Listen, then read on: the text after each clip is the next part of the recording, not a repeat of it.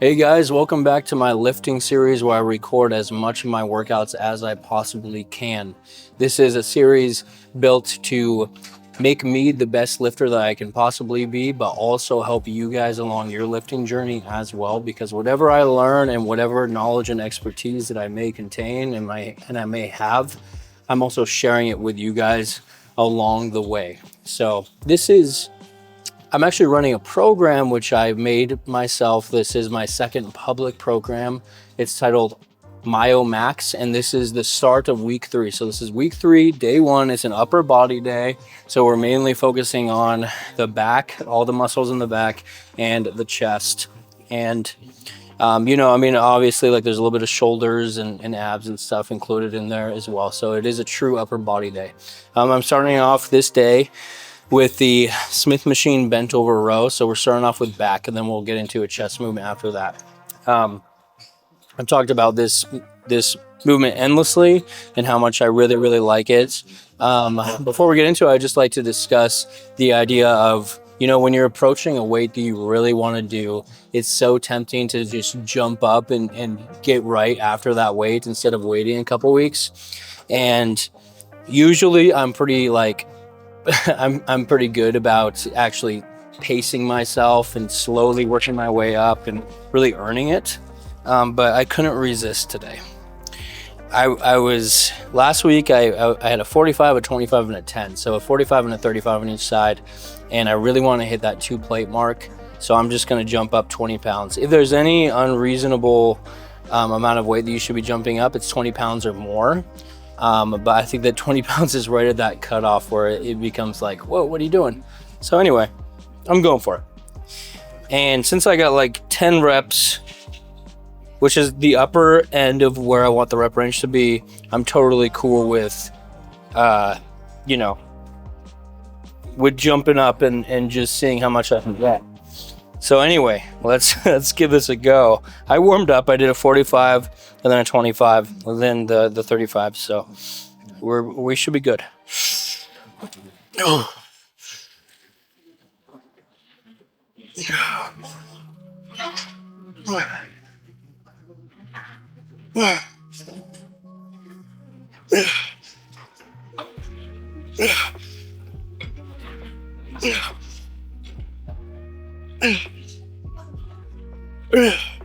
Okay, I'm topping it off with some shrugs.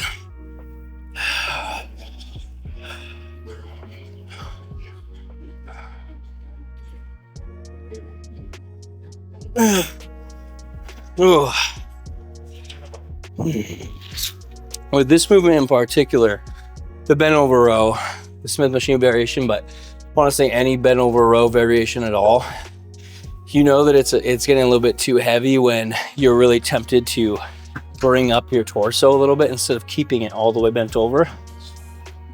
So I think that this weight is doable because I ended up getting 8 repetitions. Yes, the last 2 were very questionable. However, I think I'll stick to this, and I'll just keep this weight up until I get to 10 reps with solid pitch perfect form like I did last week. And I'm not saying that my form was pitch perfect last week, but it was a hell of a lot better than whatever that was. So anyway, maybe I'm too prideful to reduce it, but I think that I'm on the mark with this one. I think that it's acceptable, and I think that we can go from here, and just keep on hammering it.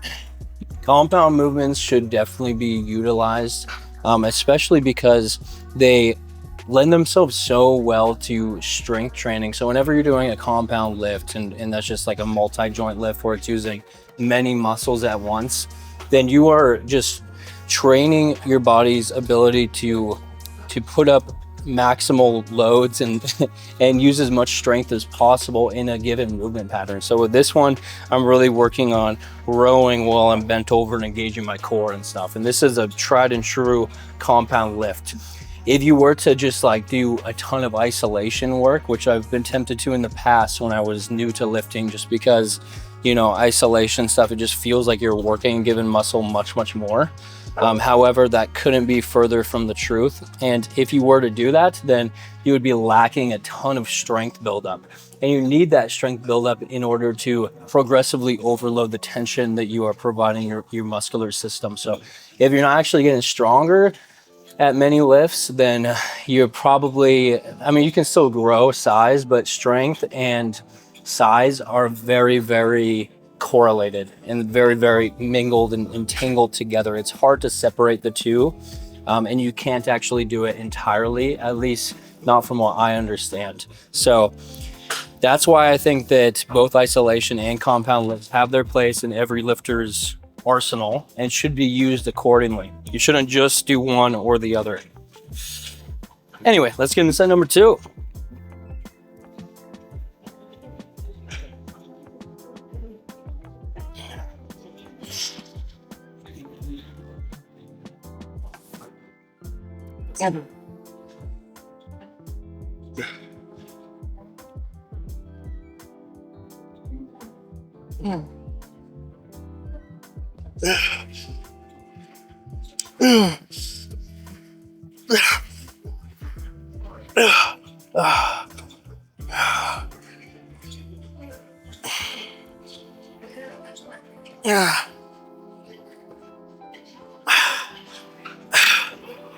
Jeez, I'm tempted to only count that as 6, to be honest. And I think, if I'm being real with myself, I really should only count that as 6. Those last 2 reps are so bad. I mean, I'm using so much leg drive. I bring my torso into the bar at the top. And on top of all that, I'm not even completing the full range of motion. I'm not even completing that, getting that closing that distance all the way, even with bringing my torso down. And honestly, in a lift like this, any like bend over back movement, whenever you find yourself bringing up the weight and then bringing down your body to close the distance, close that gap, you know that the weight's too heavy. You really do. Because what are you doing at that point? You're not using your back. You're not getting the full range of motion with your back. You're not getting that peak contraction with your back. What you're doing is you're just trying to fake it. You're just trying to make it seem like you're getting the full range of motion, and you're just trying to check out off that box and say that you got stronger without actually getting stronger. And trust me, guys, going down that path is a slippery slope. It's like the dark side of the forest or something. Sorry for the call out, but I mean, it is, because if you keep on doing that, then you're actually not getting anywhere. You're just lying to yourself. So I don't mean to over dramatize it, but maybe I'm just like telling myself that. So yeah, I'm definitely only going to count those first 2 sets as 6, but I do believe that the first 6 repetitions of each set were of adequate quality. They may not be like the most perfect reps ever devised, and they may not be, and I definitely don't think they're the worst reps ever, but you know, they're decent. So I'm going to count them, and I'm going to still say this weight, but I'm only going to count it as 6 instead of 8. I was tempted to count it as 8, but for the reasons I previously mentioned, I will not. I like to do a shoulder width stance on this. Sorry, that was random. I was just thinking about my stance. Okay.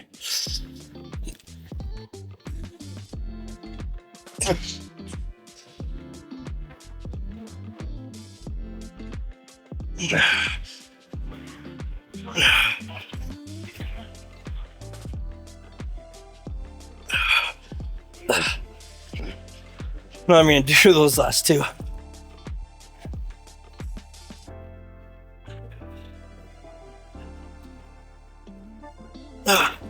All right, guys, let's move on to the anterior portion of the body, shall we? All right, now we're doing the anterior portion. We're doing the Smith machine incline bench press. I have it at it's not quite a 45 degree. It's probably more like 35 or 30. And then I'm going up 10 pounds. So we're going from 205 to 215. This is one of those where, again, like I was really tempted to just make the push for 225 because just 2 plates just seems crisper. It seems better. It's definitely a milestone, even though, you know, it is just a number, but it seems like a milestone. And that's why I was so tempted to just send it and go for it. But honestly, I learned my lesson with the last exercise. So I'm good. I'm gonna learn my lesson, and I'm not gonna jump the gun, because as you recall, I jumped the gun and the last 2 reps were just crappy and I only got 6. So honestly, as long as I get 6 or more on this, like, I'll be happy. I'm not expecting too much, especially since we're doing long length partials as well. But anyway, let's get into the first set.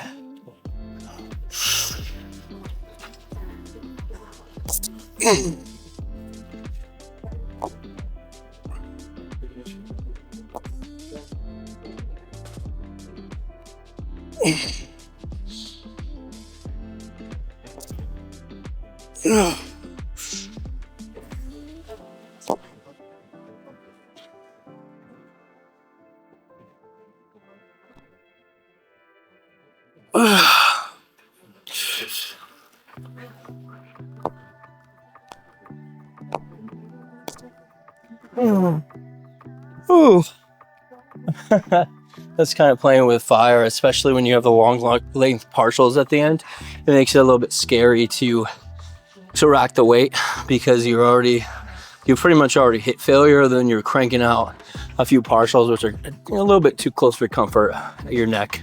To be honest, I'm reaching the point with this exercise, the Smith machine incline bench press, where I've been doing it for so long that I feel like I'm about to be hitting a wall pretty soon, or at least just a wall of monotony and boredom, because I've been doing this exercise it's coming on, this is the 7th week in a row where I programmed it in, but even before that, I was doing it as like my primary chest builder for, you know, months at least. So I've been doing it a very, very long time. And of course I'm keeping it in for there's reasons behind it. It has like a great stability component. You can overload it easily. The chance of injuries is pretty small, and it works the upper chest to a very, very large degree, and you don't need a spotter. Those are just a few of the many reasons why I love this exercise. But after a while, no matter how much you love an exercise, it's gonna get stale. Not only to your body, because your body does adapt to stimulus. I mean, our bodies adapt to literally everything that we do to it. You eat McDonald's every day, you're gonna be paying the price later down the road, whether it's through diabetes or through just a huge amount of weight gain. The same holds true with keeping an exercise in. Of course, it's not gonna be the same outcomes, but you know, your body's gonna adapt, and you're not gonna get stronger at it anymore, and it's just gonna end up being kind of, I won't say a waste of time, but it's not gonna be as proficient of a use of your time as you could get with mixing it up. And I think around the time when you want to mix it up is between like probably 4 and 12 weeks. I know that's a huge range, but it really depends on the person, depends on your body, depends on everything else that you're doing inside and outside of the gym. So just try and read yourself. If you hit a wall, if you hit a plateau, or if you just get sick and tired and bored of an exercise, change it out. Change it out, guys. For the sake of me creating this program and the sake of the way I wrote it, I'm going to keep doing this exercise until the end of the program, and then I'm definitely going to change it out, but I'm going to keep it going until the end. Just because honestly, I don't really feel like I've hit that strength wall yet. I do feel like I'm getting close, but I'm definitely starting to get a little sick of it, that's for sure. Anyway, enough yapping. Let's get into it.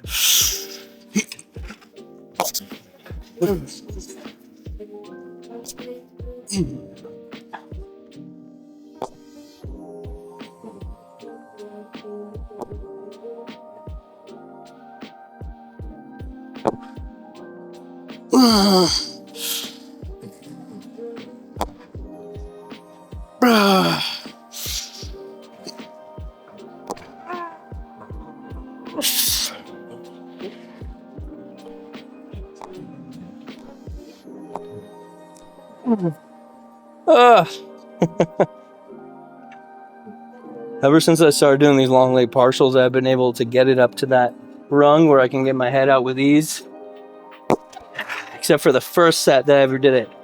And for some reason right now, I made that mistake again. I hope I didn't give you guys the ick by doing that, but had to be done.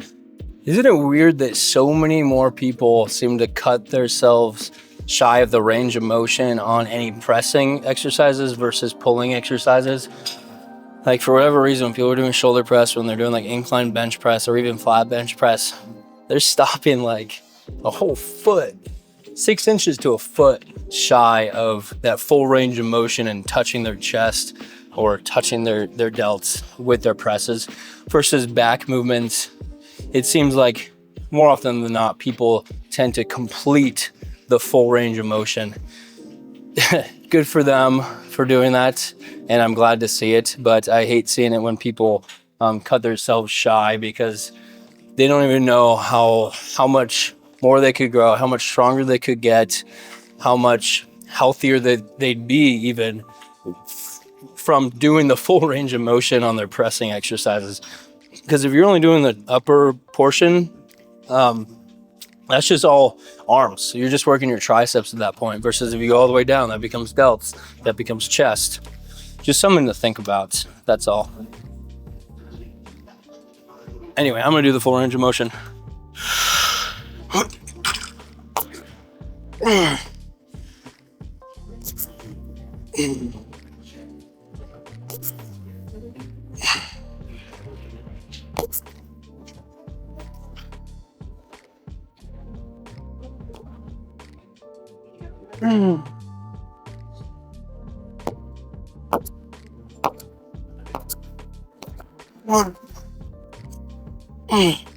Crap. I only got freaking 5 reps there, and I'll tell you why. It wasn't because I didn't rest long enough. It wasn't because I couldn't do it. It was because when I got out of the chair, or the bench on my last set, remember I was kind of locked in. I think that by getting out, I moved the bench without knowing. So then when I started that set, I was lopsided and I was trying to fix that. I don't know if you guys noticed that, but I was trying to fix how lopsided I was. And whenever you're like out of balance, out of form, your central nervous system doesn't know what to do, because through repetition and lifting in a certain way and really reinforcing a certain form, your CNS, central nervous system, adapts to it. And that's where a ton of your strength actually comes from, is from locking down a form and adapting. So when I just threw my body a curveball and had to reorientate and adjust my form just so, it didn't know what to do with itself. And that's why I leaked power and I couldn't produce the same amount of force and actually get the bar up. Anyway, it's unfortunate. I'll be more careful about that going forward, but that's the set. 5 reps. Darn it. Next up, we're going back to the posterior chain, and we're gonna be hitting our backs again. I'm doing a machine converging row, just like I've been doing. Something that I'd like to briefly discuss is the idea of the increase in volume, which this program does so well. So on week 1, we do 14 sets per body part. Week 2, 15, and week 3, now it's 16. So each week goes up 1 set per body part for that week. So what I'm trying to get at is, this week we're at 16, so we're doing 3 sets on not only this machine row, but also the machine press that we'll be getting to next. And then one other thing I want to talk about is the idea of, you know what, I can't remember. So let's just get into it. I'm going up, sorry about that. I'm going up 5 pounds. So I'm going up from 145 to 150, because last time I got 12 reps, which is about where I want. And I've learned my lesson. I'm not jumping up any huge amounts on this day anyway, not anymore. I'm just gonna go up like 5 or 10 pounds, no 20s, no 15s, because those last 2 exercises weren't ideal. They weren't up to the same standard, I'd say.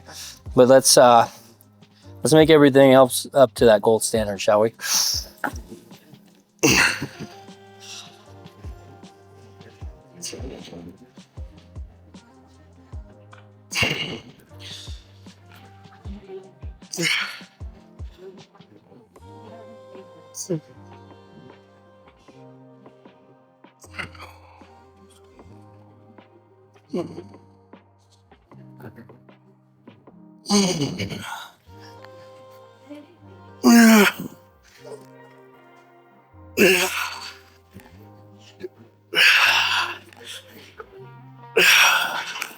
Ooh, okay. Now this is a drop set, so I'm dropping down to 95. So I'm going up 5 pounds on both the straight set and the drop set portion.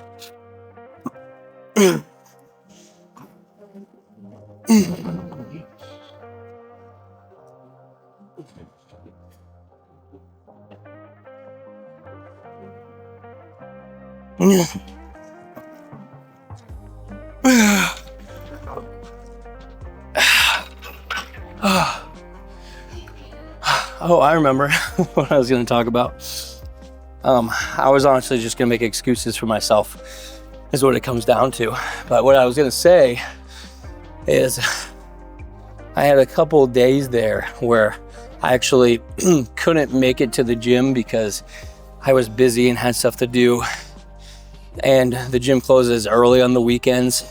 So I actually never ended up making it. So in order to keep up with my video schedule and everything, what I had to do was push everything like back and just reorganize stuff. So I've lifted the last 7 days in a row, no rest day on that Sunday. And I'm going to be going through until Saturday and then finally taking that rest period.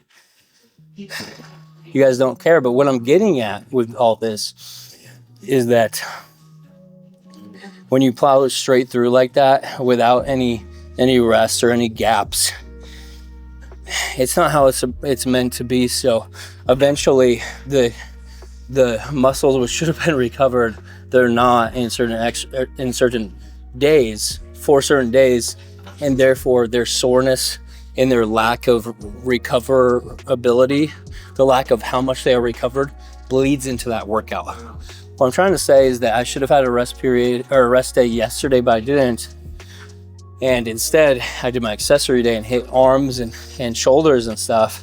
And therefore, my arms are completely wrecked. They're super sore. And without a rest day, I'm back into the gym and hitting upper body, which involves arms. And I think that lack of having the lack of certain muscles being recovered is messing with my performance today. And I can feel it. I can definitely feel it. So guys, I'm only choosing to go this route because I'm trying to upload these videos in a timely manner for you guys. But if you're running into the issue, whether you're running my program or you're running somebody else's, whatever you may be doing, if you run into the issue where a certain body part isn't recovered and you got to hit it again, whether it be directly or indirectly, I recommend just taking a day off or doing like an active recovery day where you hit like forearms and traps or like abs, or you go for a run or something like that if you don't want to miss the gym. Just because I think that in the long run, that's going to be better for your overall development and progress in the gym. Anyway, I think I just ranted for a while, so I think that we're good to go again. I hope that made sense. I was kind of jumbling on my words a bit. It's a tough topic to articulate. With these, I'm really focusing on getting a complete stretch and complete contraction on each and every rep. So you'll see like I'm spreading my arms out. Like this is where I kind of want to be at the end of each rep, right here. See, I'm like hunching over.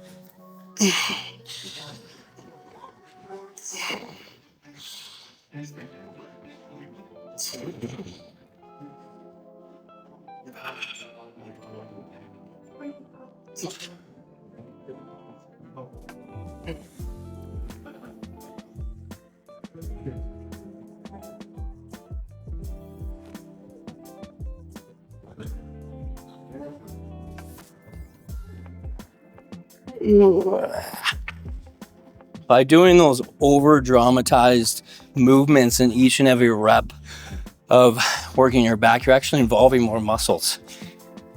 I know that's a crazy concept, but when you're fully stretched and then you're having to like hyperextend like this to get the weight back, you're working your erectors to a large degree, which is a muscle group which is often not worked super hard on back movements as far as I know. Those are mainly worked on back extensions or barbell rows or like deadlift, an RDL deadlift variation.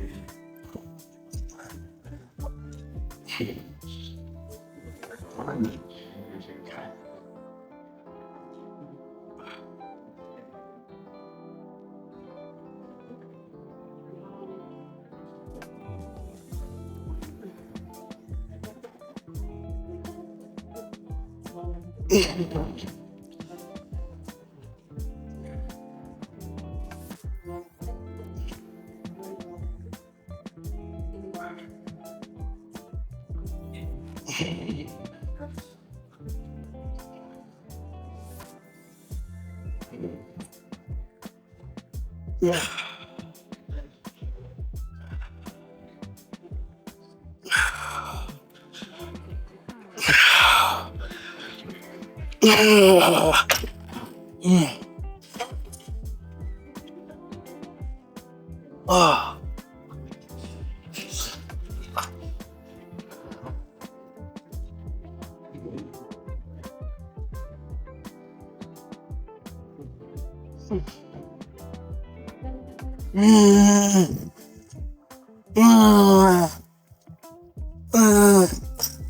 Next up, we're flipping the script and we're going from the machine row to the machine press.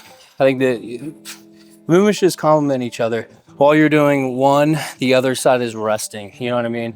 While you're doing a pull movement, you're not working your chest at all because your chest doesn't do any pulling. Your chest only does pushing. So yeah, let's get into it. I'm going up 10 pounds and we're gonna go to failure. We're doing 3 sets here with some long leg partials at the end. And I'm much more comfortable doing the partials at the end of this movement rather than the Smith machine. It's just much less dangerous. Not saying that the Smith machine is dangerous. I don't think it is. But this one just feels easier, I guess.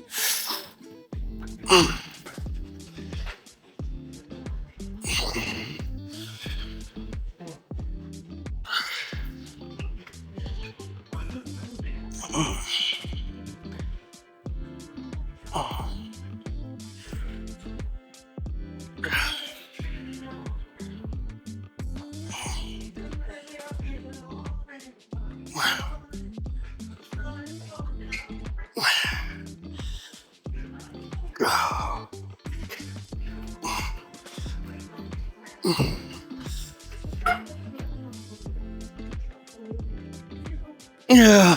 Okay, I'm gonna count that as 12 full range of motion repetitions and then 5 long length partials. And I'm almost tempted to not count it as 12 full length because while I got most of the range of motion, I didn't completely lock it out. My justification for this is basically that at this stage, that's entirely tricep. And what I'm mainly trying to work here is the chest. So I'm kind of okay with cutting out some range of motion.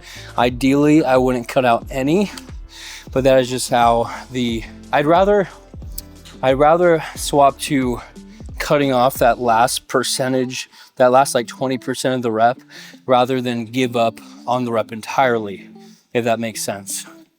I'd rather continue getting as much growth and whatnot out of my chest rather than just giving up because my triceps have decided to stop working. So last week I actually only got 10 repetitions for 150 and then 5 long leg partials. So This is just a win-win right here. I mean, I got 160 for 12 on the first sets and 5 long length partials. So not only did I achieve a higher weight, but I also achieved more reps. So that's a win-win in my book. I mean, that's about as heavy of a progressive overload achievement as you can possibly get or achieve, you know? So yeah, I'm pretty happy with that, and I'm going to try and maintain that level of quality for the remaining 2 sets of this exercise.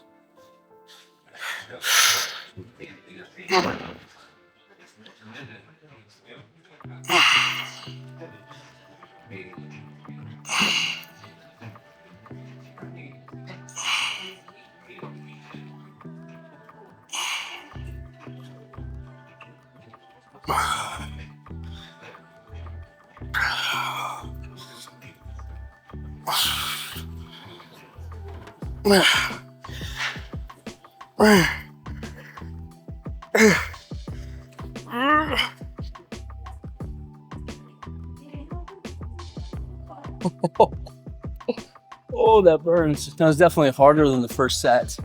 Definitely harder than the first set, but I'm still going to count it as 12, even though those last couple reps, it's the same thing I was talking about earlier. I mean, I'm just not locking it out all the way, but I'm still getting that chest growth for sure. For sure. I tend to gravitate more towards like higher frequency training, just because to me it makes an immense amount of sense. Like if you hit chest on Monday, why would you wait a full 7 days until next Monday to hit it again? Because there's no way that your chest isn't ready to go by like Thursday at the earliest, you know? I mean, it only takes a couple days for a muscle to recover, and you know, at the most like a few days, no matter how much you do to it. That's just biology for you. So, you know, if you're waiting a full 7 days, I think that you're just kind of wasting time. In fact, I mean, over the course of years, you're probably wasting years of time that you could have allotted to your muscles actually recovering and growing bigger and stronger. So that's why I tend to prioritize higher frequency training. But you know, you can definitely overdo it. I'm kind of testing the limits with my current program, Myomax. Some body parts are like upwards of 4 times a week at the most, like calves, and some arms are at 4 times a week. But I'm keeping like the major muscle groups like legs, chest, back, glutes, stuff like that at 2 times a week, because I think the larger the muscle group, the more that it's capable of lifting, probably means that it needs longer to recover, just because you're enacting so much more muscle damage when it can lift more weights, more loads.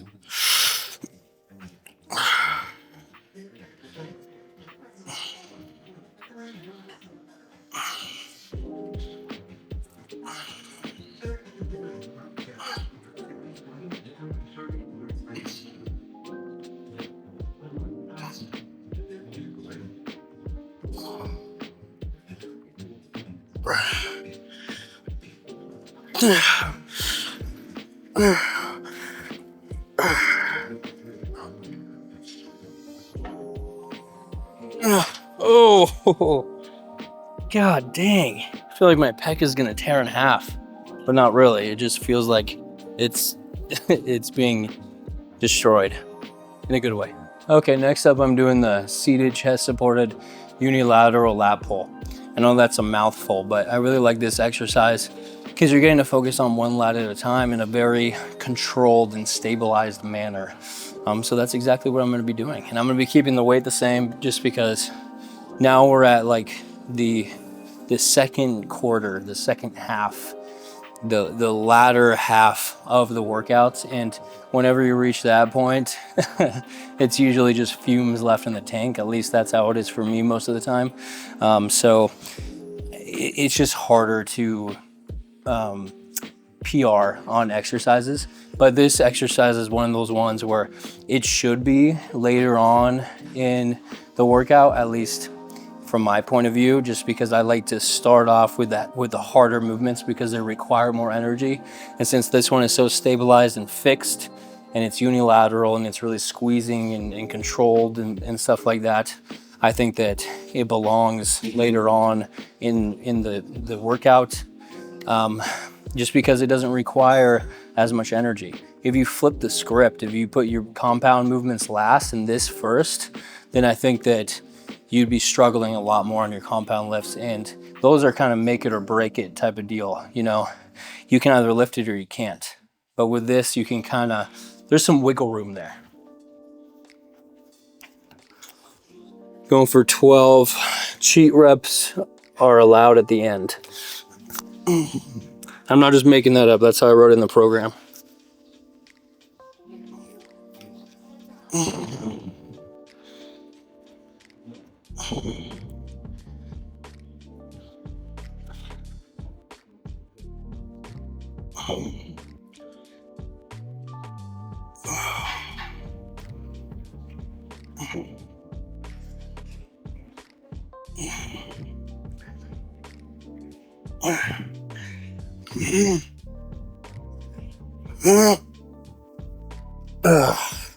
Let's scoot this back because I feel like my range of motion has been limited a little bit. Okay, other arm.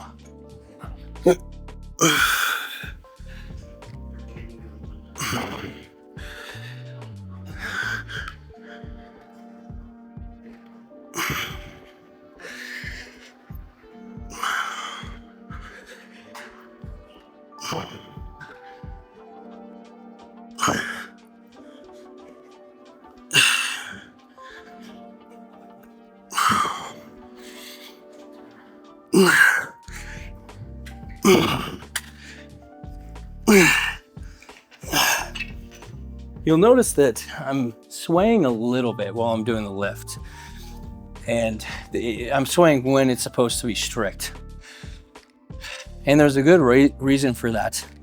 And that's that I'm actually trying to make sure that I'm getting that full stretch of the lat and then the full contraction. So a little bit of swaying is actually encouraged in my book. However, you don't want to be like using momentum and using other unwanted body parts in order to lift the weight. We're just trying to focus on our backs here. So if you find yourself swinging like people do in a lat pull down or they do in a barbell row, then cut that out and probably reduce the weight. But in this case, I'm doing it intentionally and under a controlled manner. Sure, maybe I could slow it down a little bit, really key into each rep, but I think that I'm doing a good job. And if you guys think that I should, you know, minimize it even further, leave a comment, let me know. But I think that I'm in the clear in that regard.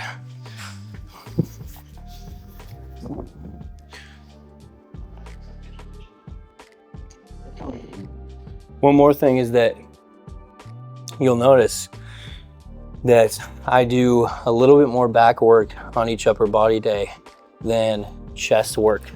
And the reason for that is because I feel like most people, myself included, are lacking on their back development versus their chest development for whatever reason. Whether it be because the back has more going on, it's more complex, there's more muscles that need to be trained, or it's because people just love training chest, you know, Monday chest day type of deal. People love to train it, and that's why they're probably better at it and stronger at it, because they're putting more effort and time in. So that's one of the reasons, but also I think that having an overdeveloped chest instead of an overdeveloped back is doing yourself a major disservice, because your chest is your back is what's responsible for pulling your shoulder blades back and having good and open posture, which signals to the world that you're ready for business and you can take on anything. Versus if your chest is overdeveloped and your back isn't, then your shoulders are gonna be more slunched over and concaved, and that doesn't send a good message. Okay, let's get into it.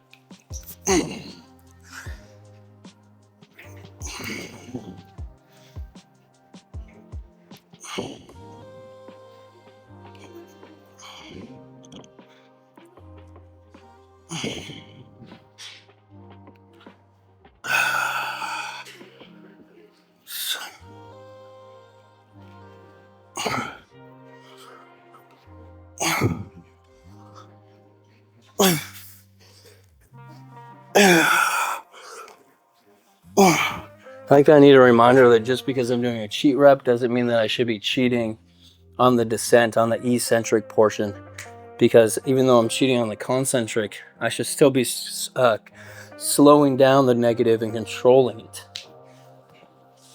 That's kind of like the benefit of cheat reps, to be honest, is that you can get out more eccentric work.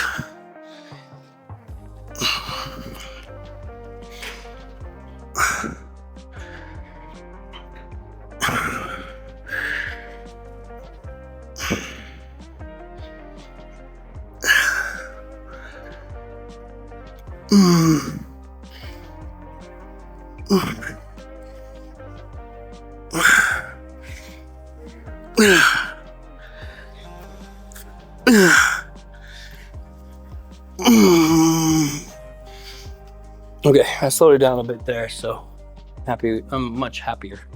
Okay, now we get into the easier stuff, the cable work. I'm gonna be supersetting the straight arm lat pull down, this one, a single joint movement, with the cable fly, the unilateral variation. I don't have much to say about it, so let's just get right into it. I will say, if you guys haven't tried these variations, and especially like this superset, you should give it a go. It's a great one.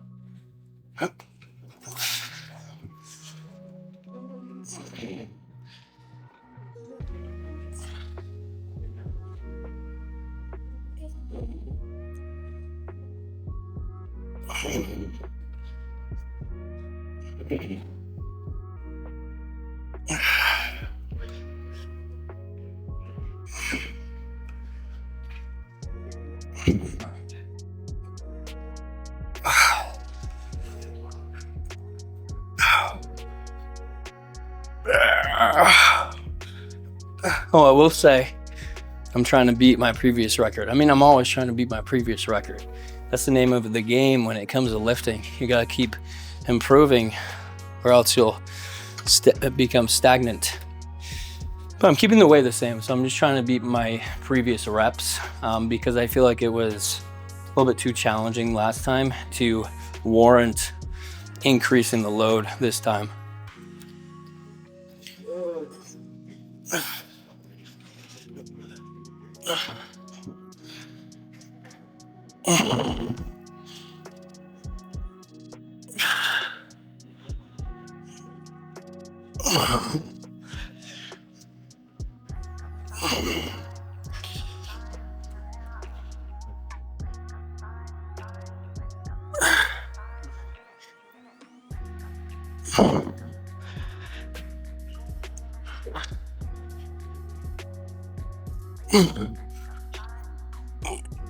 Shit. These things are tough, especially doing it facing this way, just because I got the whole cable rack to watch out for. Obviously it's a fly, so I'm kind of going like a sweeping motion out like this. So it's kind of easy to almost hit something. All right, let's do some lats.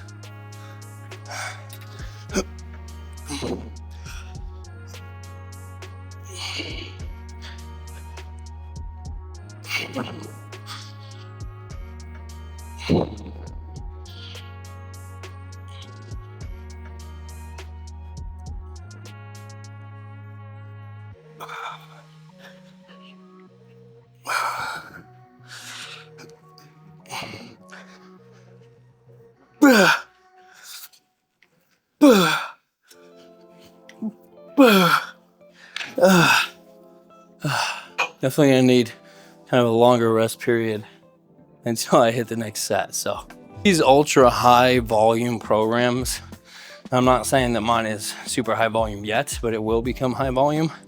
Even though 16 sets per body part is decently high, it's like moderate high volume.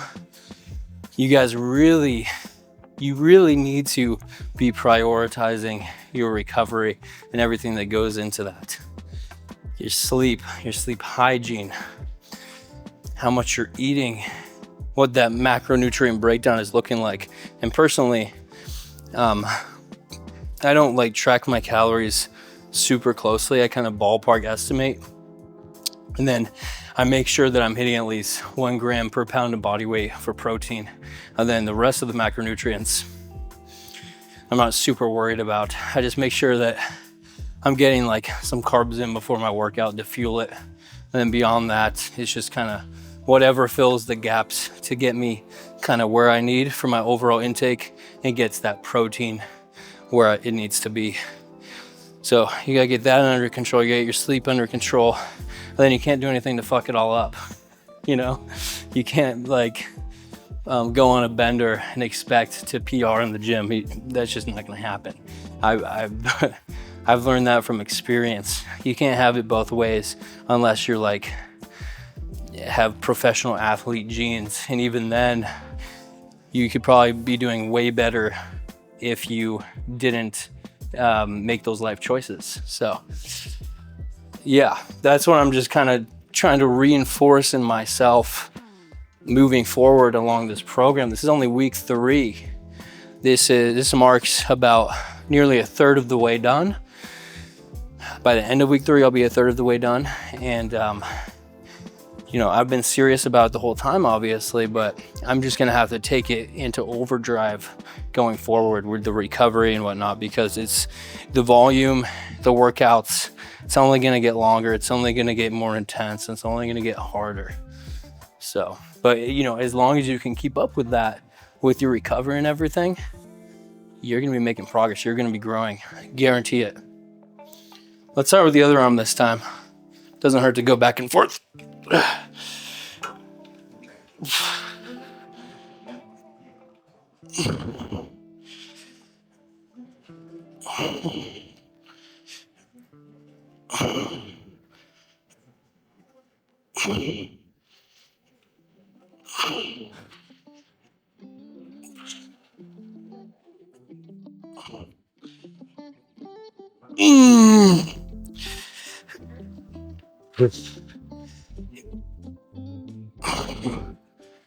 I definitely feel like I'm hitting that wall.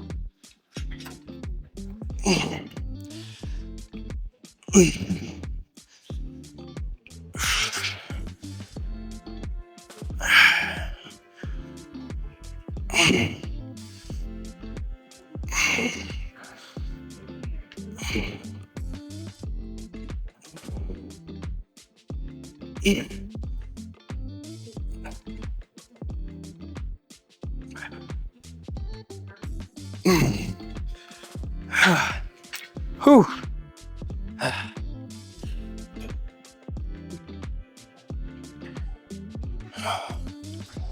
All right, last one of the superset. Let's make it count, okay?